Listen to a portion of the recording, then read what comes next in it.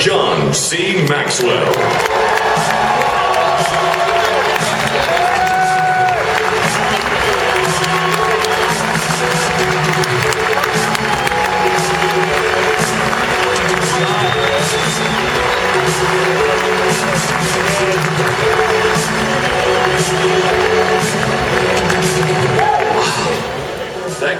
Thank you very much. Good morning.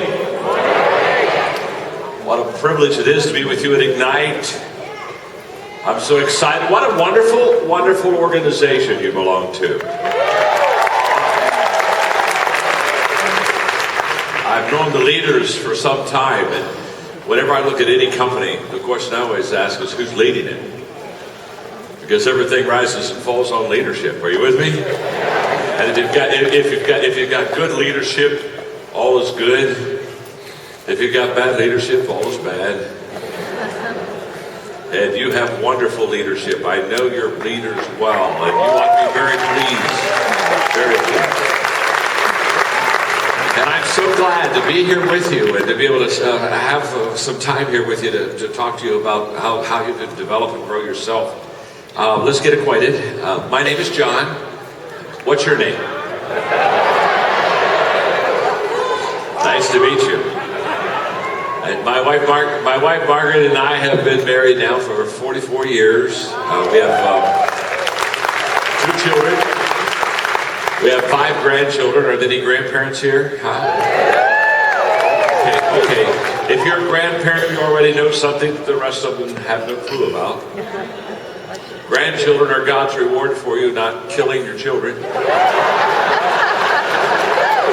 that true? You know, especially when your children are teenagers, you know, you have those days when you just say, you know, shall I let them live? You know what I mean? It really gets close sometimes. And I just want you to know that if you're kind of wondering if you should let your teenage kid live, let them live. I plead for them, okay? Let them live. Because if you let them live, there's a day they'll give you a grandchild, and then you'll know why you let them live. Because when you get that first grandbaby and you put that baby in your arms, I kid you not, you'll look at that little grandbaby and you'll without anybody helping you, without anybody prompting you, you'll say, this is the smartest, most beautiful child ever born. You just know it. You know it. And then you'll ask yourself a question. I promise you, this is the way it works. I know. You'll ask yourself a question. You'll look at this grandchild and you'll ask yourself, why did intelligence skip a generation?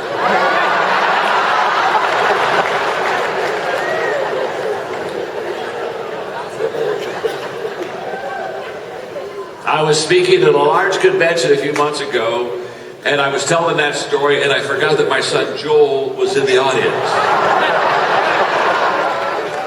So I walked backstage after I'm done speaking, and there he is in the green room, and he's waiting for me.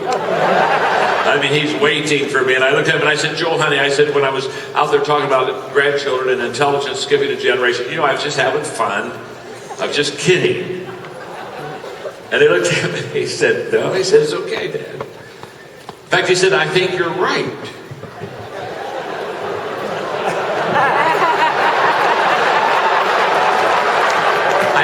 I looked at him and said, what do you mean you think I'm right? He said, I think you're right about intelligence skipping a generation. I said, you do? He said, yes, I do, Dad. He said, in fact, just last week, Grandpa and I had that very same...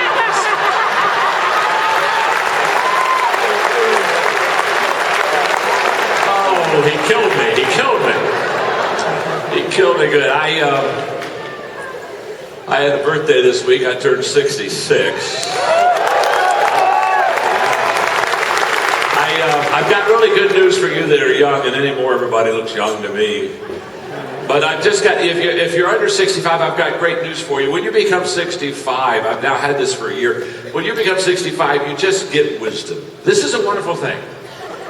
And you don't get it before 65, so quit trying. But when you get 65, all of a sudden there's one day you wake up and you understand people and you understand life, and it's a wonderful thing. It really is a wonderful thing. If you can remember it, it's a wonderful thing. So I brought with me one of my favorite things. This is a laminated card about life.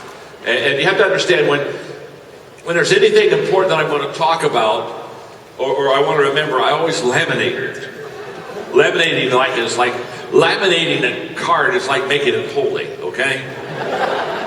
If I'd have been Moses and if I'd have gone on top of Mount Sinai, I would have laminated the 10 Commandments. That's what I certainly wouldn't put them on stone. Those babies break. But anyway. So this is going to explain life to you. Then I'm going to teach like crazy. So look at your neighbor and say, you're about to understand life. Go ahead and tell them that, okay?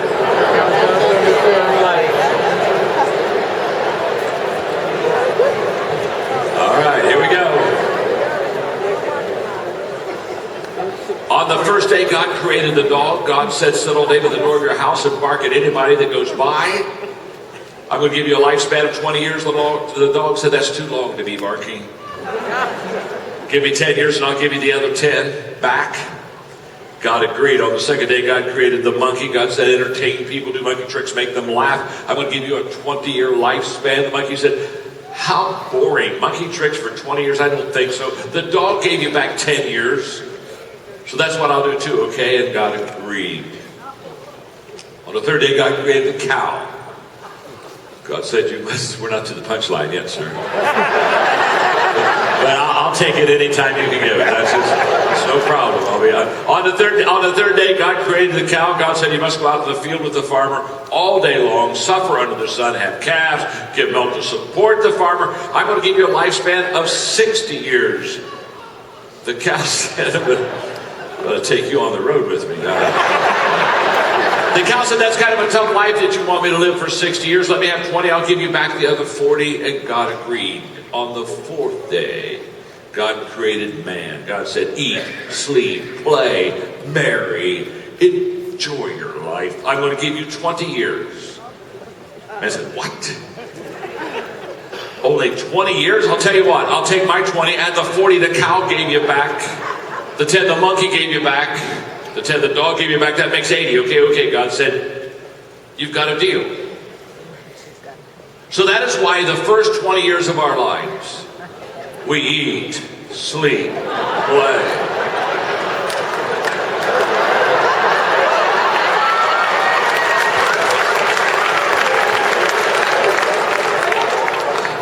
I see the train coming. We enjoy ourselves. The next 40 years we slave in the sun to support our family. For the next 10 years we do monkey tricks to entertain the grandchildren.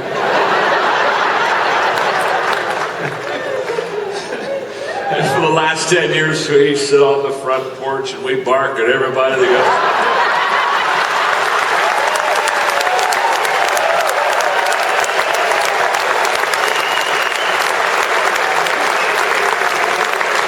You have just had life explained to you. I'm ready to teach. Are you ready to learn? Look at your neighbor and say to them, you're about to learn something. All right. Look right back at him and say, it's about time. Can't say it's about time.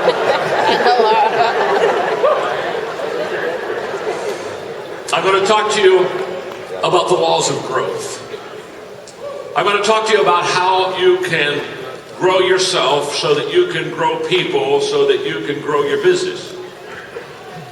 In fact, when people come to me all the time, they say, what is the best thing I can do to really be good in the business? The best thing you can do to really be good in the business is to grow yourself. You cannot give what you do not have. So you have to grow yourself, and that's what I'm going to talk to you about. And this is taken from my book, The 15 Laws of Growth. It just came out in October. It's been at #1 on the New York Times bestseller list for a month, and it's doing very. I'm just curious. Do some of you have the book? Okay. Yeah. Okay. You got to get this book. So look at your neighbor and tell them they have no chance at success unless they get this book.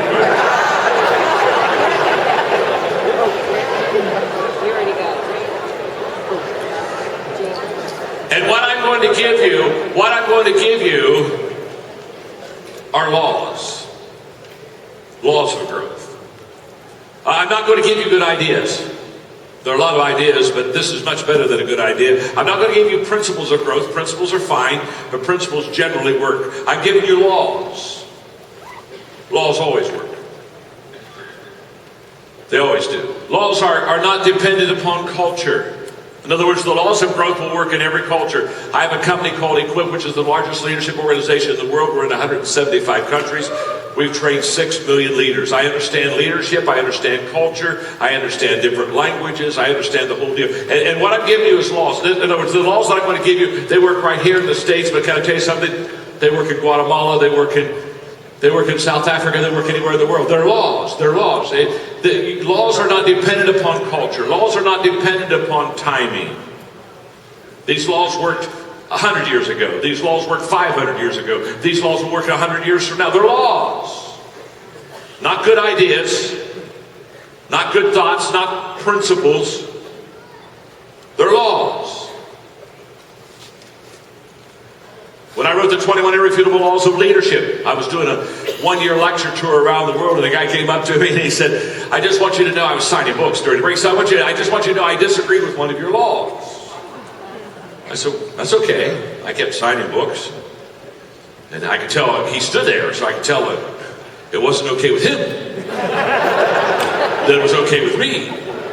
That it wasn't okay with him. So he said, no, I want you to understand, I disagree with one of the laws you have in the book on leadership. And I said, it's all right. It's okay. You don't have to agree with it. And I kept signing him. You know, take a pill, fella. Take a pill.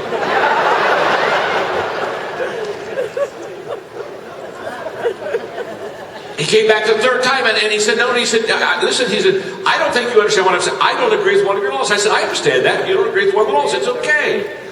He said, no, it isn't okay. I said, it is okay. He said, I don't care whether you agree with it or not. I didn't write the book to make you happy. I wrote the book to help you. I'm a leader, not a clown. If you want to get happy, go to the circus. This isn't the circus. I'm going to help you. Let me just talk to you. It's like somebody said, I don't agree with the law of gravity.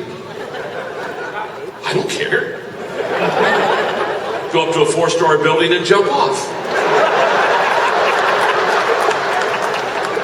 You'll buy into the law of gravity rather quickly. You'll have about a second and a half before you die to say, that's a law.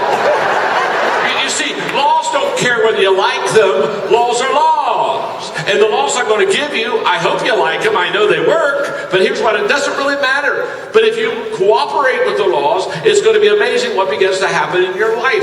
And I can't do 15. I don't have enough time, but I can do maybe 3 or 4. We'll go. Let's see what we can do. And why would I do 15? You got to buy the book.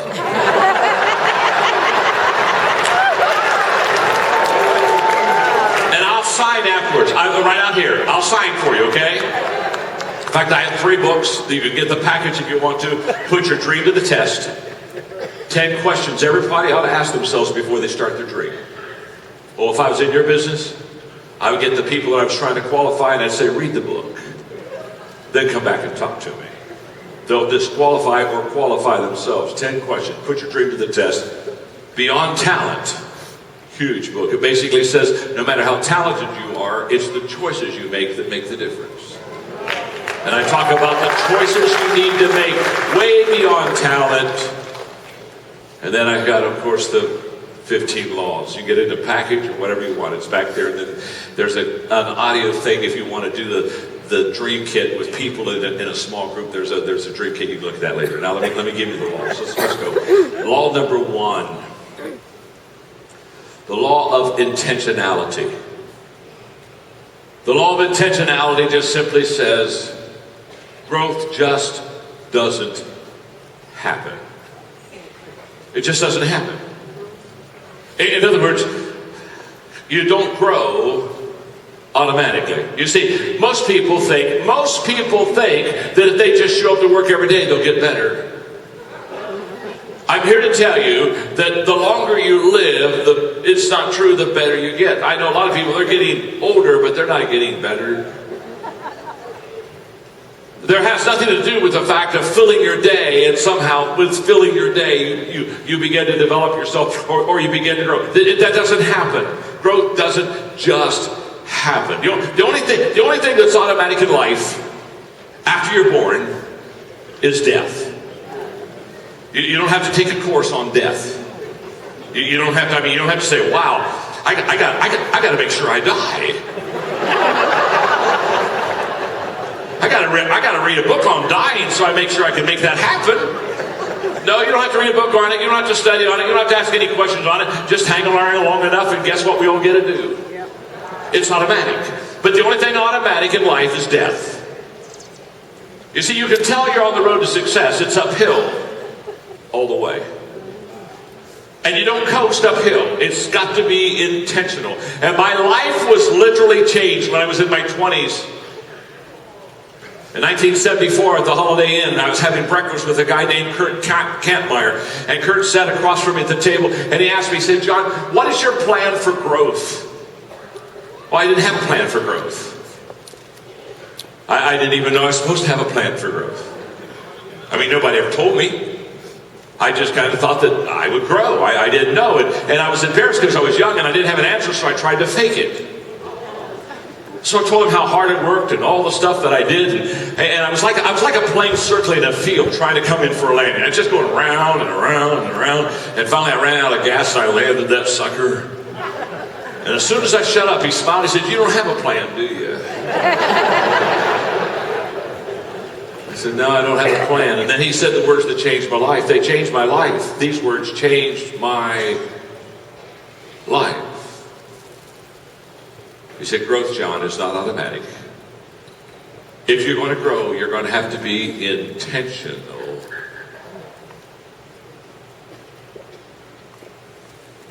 I have a question to ask you. What's your plan for growth? I mean, if I could literally come down off stage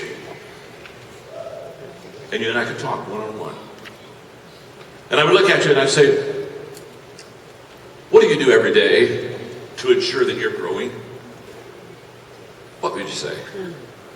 You see, when Kurt Kampmeyer told me that growth was not automatic, I went to all of my friends, and for the next year, I asked over 500 people, "Do you have a plan for growth? Do you have a plan for growth? Do you have a growth plan in your life? How do you intentionally grow?" And guess what? I didn't have one person out of 500 say they had a plan for growth for their life. And that's when it hit me. Most people live their entire life and never plan to intentionally grow. I was signing books one day, and I had a guy ask me the question. It was a little bit of a lull. He said, "John," he said, "what's your plan for growth?" So I had a couple of minutes, so I told him. And I never will forget, I still can't believe this response of his. As soon as I told him my plan for growth, he looked at me and he said, "Well, I don't like your plan." Okay. All right. Got it. And so I looked at him and I said, "Well, what's your plan?" Well, he said, "I don't have one yet." I said, "I like my plan better."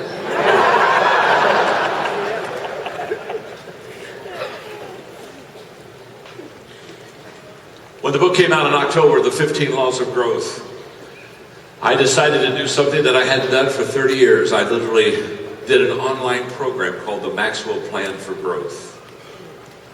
If you want to get it, you could just go online and get it. Go to johnmaxwell.com. It'll tell you how to be a part of it. Literally, since that time, thousands and thousands have joined that plan, and I'm helping them grow. I had talked to a guy the other day. He said, "I've grown more in the last 3 months than I grew in the last 3 years, because all of a sudden, I'm intentional. Every day, you're giving me something to grow." It's amazing, folks, what happens when you become intentional in your life. James Allen said this. He said, "Most people are very anxious to improve their circumstances, but they're not anxious to improve themselves. And they therefore remain bound." You see, I read that as a 7th grader. As a 7th grader, I read James Allen's book, As a Man Thinketh. It's a classic book. I read it every year. It's about 77 pages. I read it all the time. But my father understood that what happens in intentional growth. And so you have to understand, my dad, when we got to the 7th grade, our allowance from the 7th grade on was based upon us reading books. He had a plan for us. He picked the books out, put them in our hands. We had to read 30 minutes a day. Our dinner conversation was always around the books that we were reading. I'm the middle child, older brother, younger sister. And one of the first books I read was As a Man Thinketh by James Allen. But that's how I got my allowance. Incredible. All my friends, they didn't get an allowance for reading books. They got an allowance for doing chores. So I went to my dad and I said, Dad, my friends get an allowance for doing chores. I like that plan. I said, how about me? Can I get an allowance for doing chores? He said, no, son, you'll never get an allowance for doing chores. I said, why, Dad? He said, because you do chores because you're part of a family. And I don't pay you to be part of a family. You're part of the family because you're part of the family and we help each other out. So you got to understand, you'll never be paid to be part of it. In fact, he said, let me explain it this way to you, son. By the time you were born, you already owed your mother for 9 months of room and board.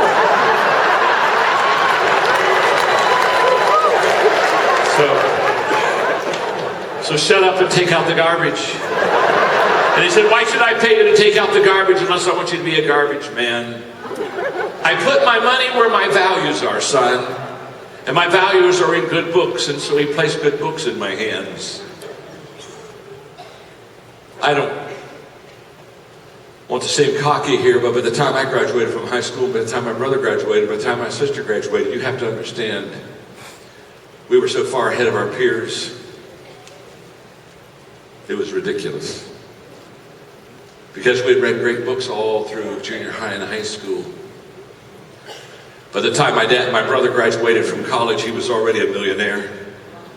By the time I was 28, I had the 10th largest nonprofit organization in the country. By the time my sister was 27, she literally ran a hospital in Dayton, Ohio. Life isn't complicated, folks.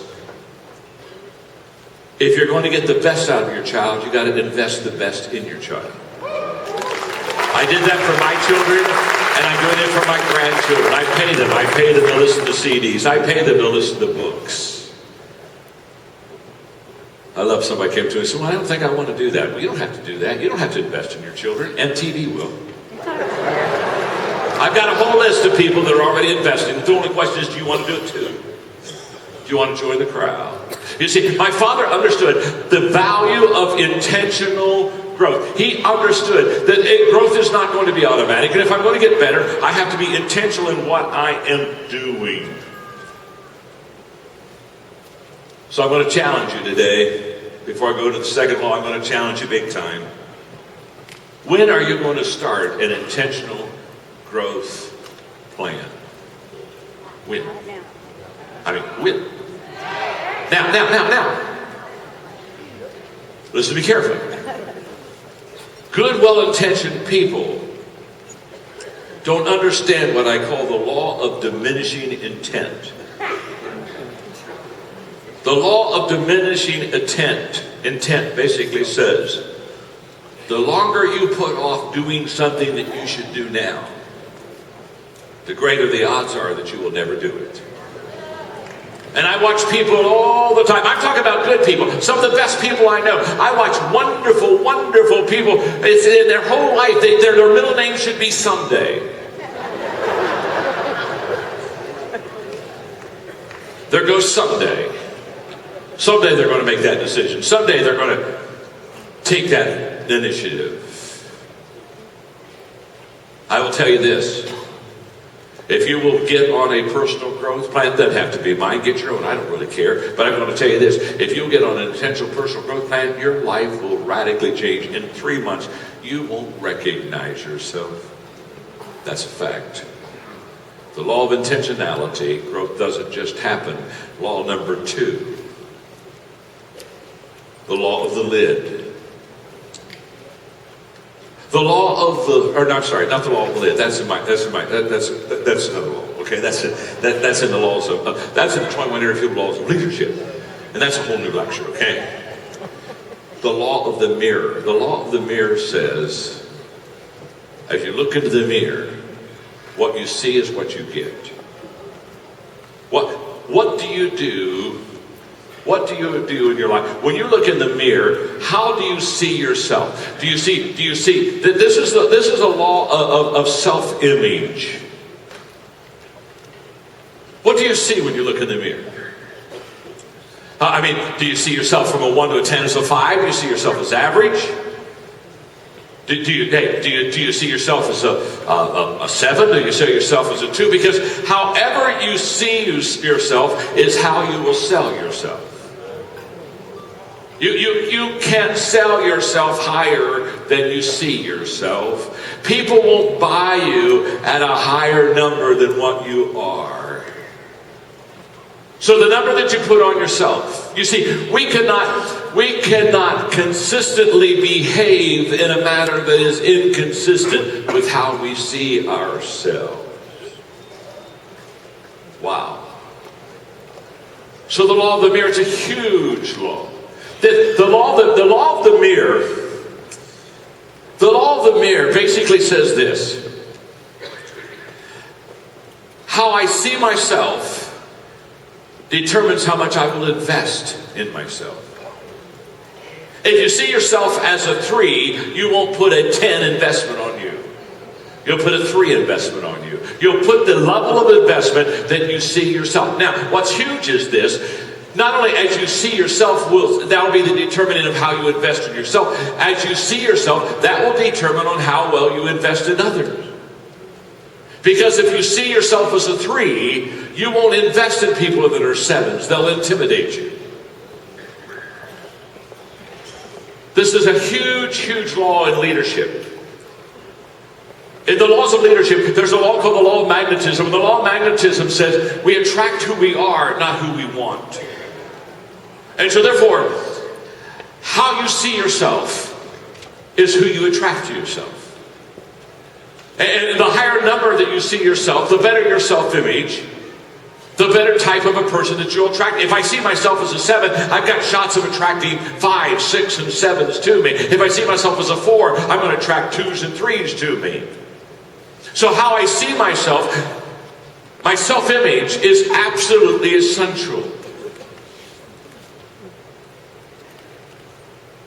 When Margaret and I had our 2 children, we determined that there would only be 5 things that we'd emphasize as parents. Just 5 things.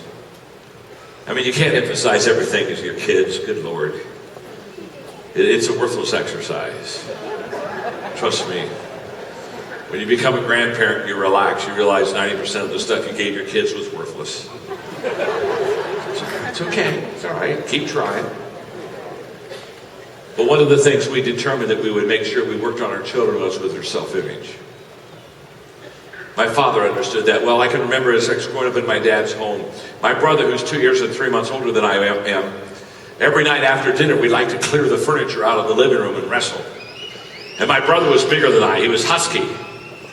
And so every night he would win. I mean, he pinned me every night. I mean, I went night after night losing. But I just loved to wrestle, so I'd just go back in and work hard and lose again, which shows you I had great energy and low IQ. One evening at the dinner table, my dad looked at Larry and said, "Larry, tonight I'm going to wrestle John. In fact, all week long I'm going to wrestle him. You referee, I'll do the wrestling." Now here I am, I'm 8. I'm looking at my dad, and my brother's beating me up on a regular basis. And my dad's bigger than my brother, and I'm thinking, this is not a good thing. This is just not, this is not a good thing. I'll never forget that first night wrestling my dad. It was a struggle. I mean, we went at it, it seemed like an hour. I'm telling you, we went at it for a long time, up and down and rolling and over and over and over. And you'll find this hard to believe, but at the end of that time, I pinned my dad. Oh, it was amazing. I was so happy. I jumped up, and my brother was a referee. He had to put my arm in the air. He hated that. And the next night, after much struggle, I pinned my dad. And the next night I won. And the next night I won. And I won for 5 straight nights. And it was amazing what that did to me. And I'll never forget the next Monday when Dad said, "Larry, you'll wrestle John this week." Larry and I went at it that night. And guess what? He never pinned me again. Never come to me again. Now, let me ask you a question. What happened? What happened? Did I all of a sudden in a week become strong? No. I all of a sudden in a week lifted my self-image. And how we see ourselves determines how we behave. And the law of the mirror is a huge law, because what I see in myself is going to determine how much I'll invest in myself. How much will I bet on me? It's amazing to me the people that are unwilling to invest in themselves. They want somebody else to sponsor them. Well, you invest in me. You scholarship me. I'm not about to invest in you until you invest in you first. The first person that should believe in you is not me. The first person who should believe in you is you. And when you believe in you, then others will believe in you. But if you don't believe in you, you don't have a chance of others believing in you. The law of the mirror is a huge mirror. Law number 3. Are you learning something? Law number 3. The law of consistency. The law of consistency just simply says motivation gets you going. Discipline keeps you growing. Motivation gets you and me started, but motivation doesn't last very long. You're here at this wonderful conference. You've had a great time. You're motivated. You're walking on the ceiling. But can I tell you, it's something that has nothing to do with your success. The question is not how excited you are about Ignite right now, all the things that you're writing down, all the things you're going to do. Yes, I'm going to go. That has nothing to do with your success. What has everything to do with your success is 1 week from now if you're doing the things you say you're going to do now. You see, that's why I'm a motivational teacher, not a motivational speaker. I like motivational speakers, but they're worthless. You see, a motivational speaker makes you feel good, but the next day you're not sure why. A motivational teacher makes you feel good, but the next day you know why. And you know why because they give you principles that you can follow and that you can apply. And in this law of consistency, this is of the 15 laws, this is my favorite law, but the law of consistency is a very non-sexy law. I mean, there's nothing sexy about being consistent. I mean, somebody said, there's some things I admire about you. Let's go out to lunch and let me tell you. And so you said at lunch, you said, let me tell you the things I admire most of you. So you're kind of waiting for them to, come on, lay on me. What do you really admire about you? You will be a little disappointed if the first thing comes out of their mouth and says, the thing I admire most about you is, you're consistent. I like brilliant. Consistent's just a little boring, but it works. My whole life is success because of consistency. I've been speaking since 1969. I've been teaching leadership since 1974. I've been writing since 1979. I've been doing resources and books and videos since 1984. You see, all of my life I've just been doing the very, very same thing. And it compounds. The reason some people are never successful is you can't be successful doing something for 2 years.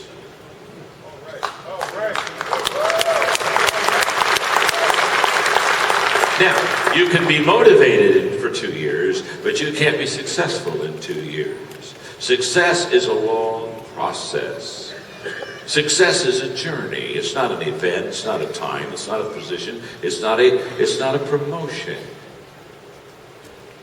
I'm going to teach you now, because my time is limited and I want to make sure I give you some good stuff, some stuff that you can really use. I want to teach you, if you came to my life and you said, John, you can only teach one thing to me that would help me be successful, what would that one thing be? I'm going to teach it right now, okay? So look at your neighbor and say to them, you better get good. You better get good. Okay, here we go. Are you ready?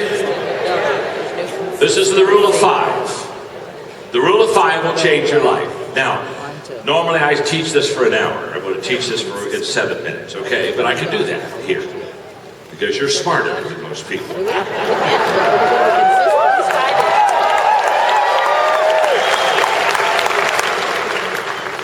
Now the rule of 5 will change your life. This will change your life. If you do this rule of 5 in this business, I will promise you, you will have your greatest year if you do the rule of 5. You're not one of your better years. Everyone, I don't care what level you're on, you will have your greatest year if you do the rule of 5. So let me illustrate the rule of 5. The rule of 5 says if you have a tree in your backyard and you want to cut it down, and you have an axe, you got the picture? You want to cut the tree down, that's your goal. You got an axe, that's your tool. You with me? The rule of 5 says if you pick up the axe every day and you go out in your backyard to where the tree is, and you take the axe and you swing 5 times at the tree with the axe. Put the axe down. Next day you go out, pick up the axe, swing 5 times at the tree, put the axe down. The next day you pick up the axe, swing 5 times at the tree, put the axe down. Next day you pick up the axe, you swing 5 times at the tree, you put the axe down. The next day you pick up the axe, you swing 5 times at the tree, you put the axe down. Next day you pick up the axe, you swing 5 times at the tree, you put the axe down. The next day you pick up the axe, you swing 5 times at the tree, you put the axe down. Next day you pick up the axe, you swing 5 times at the tree, you put the axe down. If you do that every day, just 5 swings a day with an axe. Just 5, not 50, not 500, not 5,000, not 500,000. 5. 1, 2, 3, 4, 5. If you do that every day, let me ask you a question. What will eventually happen to that tree? It will fall down. It's not, hey, this isn't up for debate. Well, I mean, we don't need to sit around and say, will the tree fall? What do you think philosophically? What do you think about the tree? No, the tree will fall. Now, if it's a small tree, it'll fall maybe in a couple of months. If it's a big tree, it maybe will fall in a couple of years. That isn't the question. I didn't ask, when will the tree fall? I asked you, would the tree fall? The tree will fall. Why will the tree fall? The tree will fall because every day you picked up the axe. And every day you swung 5 times, not 50 times, not 500 times, not 5. You swung 5 times at the tree. And if you do that every day, the tree will fall. Have you got it?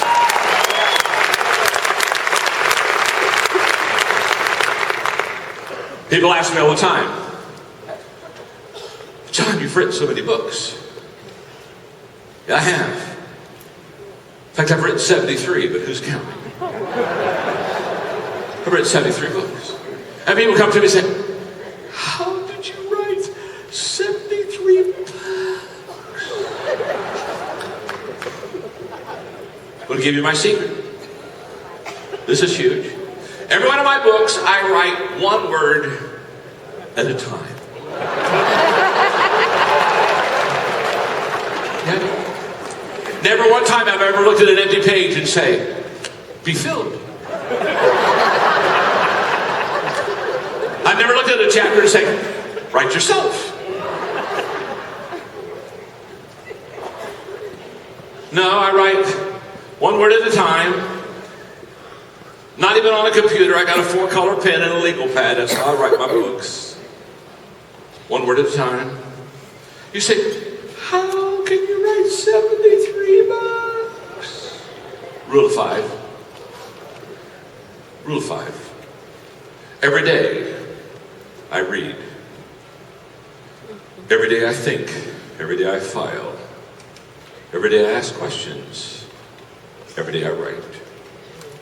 Every day I read, every day I think, every day I file, every day I ask questions, every day I write. Every day I read, every day I think, every day I file, every day I ask questions, every day I write. Every day I read, every day I think, every day I file, every day I ask questions, every day I write. Every day I read, every day I think, every day I file, every day I ask questions, every day I write. Every day I read, every day I think, every day I file, every day I ask questions, every day I write. You say, John, when you say every day, can I clear this up? What do you mean by every day?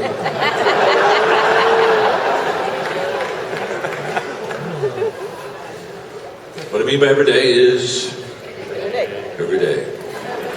Every day I read, every day I think, every day I file, every day I ask questions, every day I write. You say, now John, a couple days ago when it was your birthday, did you do that on your birthday? Guess what I do every birthday? Every birthday I read, every birthday I thank, every birthday I file, every after. Hey, you say, now wait a minute. How about Christmas? What do you do? Guess what I do every Christmas? Every Christmas I read, every Christmas I thank, every Christmas I file, every Christmas I ask questions. How about vacation? What do you do on vacation? Every day on vacation I read, think, file, ask questions, right? Well, what happens when you're sick? Every time when I'm sick I read, think, file, right, ask questions.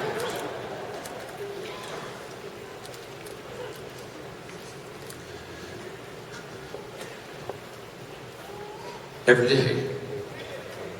Not some days. Not good days. Not most days. Not happy days. Every day. I have been filing since I was 17 every day. I don't have 1,000 stories and 1,000 quotes.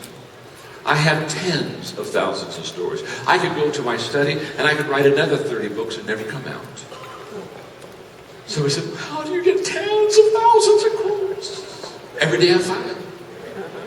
Excuse me. You see, we overestimate what we can do in one event, and we underestimate what we can do every day. Now, you don't write, so that can't be your rule of 5. But I'm going to tell you how I could very quickly in this business go to the top. And I'm saying very quickly in this business go to the top. I would figure out what is the rule of 5 for your success in Ignite. And I would figure out what I needed to do every day. And by the way, this will take a while. This is your assignment. And I know you're thinking I'm pretty smart by this rule of 5, and I'm just kind of rattling those 5 things off. Can I tell you something? It took me 7 years to find the 5. 7 years. Well, now I'm a little slow. It won't take you 7 years. The reason it took me 7 years is nobody ever taught me the rule of 5. I had to learn it myself. But it will take you a year or 2 to figure out your rule of 5. See, to get to my rule of 5, I probably went through 50 things. And I found that some things, if I did every day, it really didn't matter. But these things, if I did every day, it really did matter. And you got to, so it's not the good things you can do everything, it's the essential things that you can do, have to do every day. And if you don't do them every day, you won't get that tree knocked down. I want to challenge you to figure out your rule of 5. Figure it out. Because once you get your rule of 5 and you do it on an everyday basis, see, let me explain something. We overestimate decision making. And we underestimate decision managing. So we make a decision. Oh, you've made decisions here at Ignite. You sat there, maybe you've made a decision to join this organization. I don't know, maybe a decision to go to the next level. Can I tell you something? That decision you made at this conference is worthless. Worthless. Unless you have a plan to manage that decision. So you made a decision. I've got a question to ask you. How are you going to manage it? The success is not in making the decision. The success is in managing the decision. And highly successful people, they don't make a lot of decisions, but the ones they make, they have a plan to manage those decisions to make sure that those decisions come to pass. And the rule of 5 is a managing the decision kind of a deal. That acts, that daily stuff, that's all in management. Let me illustrate. I'll close with this illustration. You're so much fun. I'm only going to get to do 3 laws with you today, but hey, the book's right out there. Let me just illustrate what I mean about decision making overrated, decision managing underrated. I wrote a book about 8, 10, 12 years ago called Today Matters. And I don't know if you have Today Matters, but if you don't, you should. Because I talk about the daily dozen, 12 decisions you need to manage every day of your life if you want to be successful. I promise you it'll change your life. But let me talk to you about decision managing for a second. Let me ask you a question. How many of you have made a New Year's resolution at one time or another? Can I see your hands? We've made a New Year's resolution. Okay, that's all of us. Thank you very much. I got both my hands up. I've made it many times, okay? So in December, we make a New Year's resolution, don't we? Huh? Wow, I mean, hey, we look at the new year, we think, oh, in a few days, in a few weeks, I'm going to get a fresh start. And our New Year's decisions, our New Year's resolutions, they go something like this. Boy, when the new year comes, I'll tell you what I'm going to do. I'm going to exercise. Hey, well, I'll tell you what, on the new year, I'm going to lose weight next year. Next year, I am going to lose some weight. Now, thank God I'm still in this year. Give me another piece of cake, please. But next year, on January 1, I'm going to exercise and I'm going to lose weight. So what do we do on January 1? We are in our car and we are excited because we made a New Year's resolution that this year I'm going to exercise and lose weight. And we are driving over to the gym and we're all excited. We pull up to the parking lot in the gym and all of a sudden we realize we can't get in. There's a cop out there. And he's waving us. I said, look, the parking lot's full. The parking lot's full. You're going to have to go on. So we go down the street. We go 1 block, 2 blocks, 3 blocks. We finally find a place. We park. We got to walk to the gym. That's kind of disgusting right there. We don't want to exercise outside of the gym. We want to exercise. There's a place to do such a thing as exercise. And so now we are walking 3 blocks to the gym. We're just a little bit ticked. And we finally get into the gym. And as soon as we get in there, we find every machine is taken. The place is absolutely packed. I mean, we got to take a number and get in line. We go with the manager and say, Mr. Manager, I'm not a complaining person, but I tell you, first of all, I want you to know your parking lot is too small. I had to drive 3 blocks to get here today. And let me tell you something else. Look around here. Mr. Manager, your gym's too small. Look, everybody's on a machine. I can't even get on a machine right now. You got it. You're too small. General manager just smiles and says, relax, it's okay. Listen to me carefully, go home. Just go home. Come back in 2 weeks.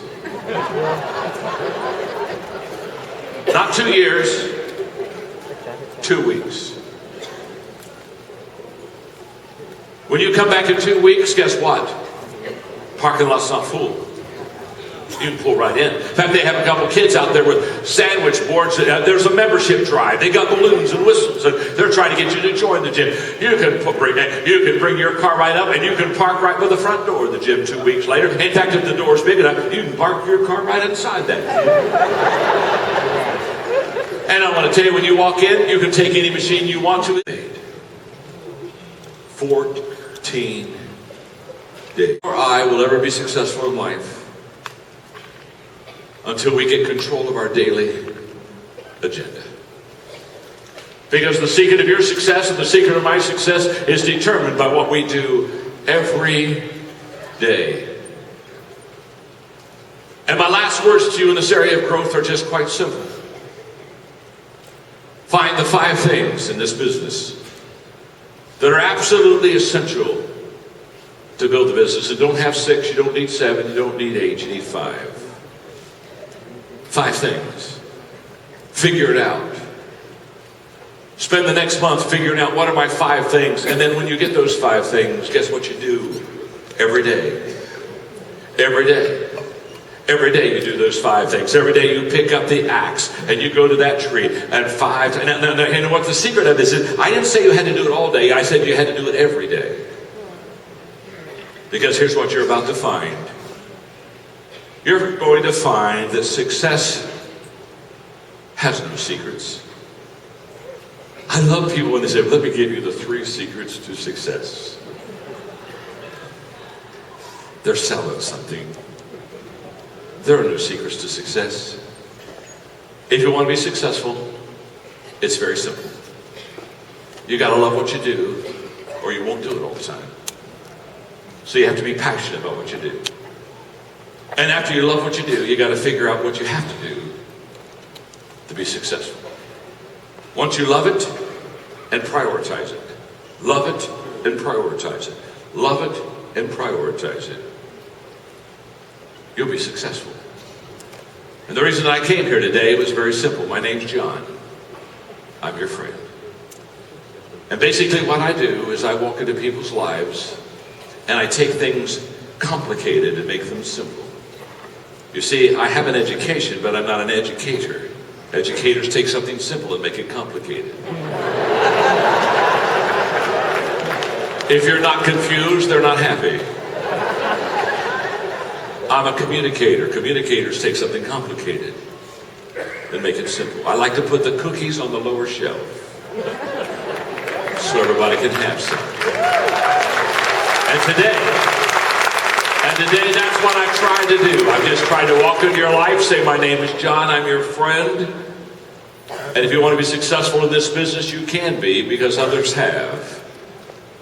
Love what you do what you love, and take the 5 things you need to do every day and do them every day,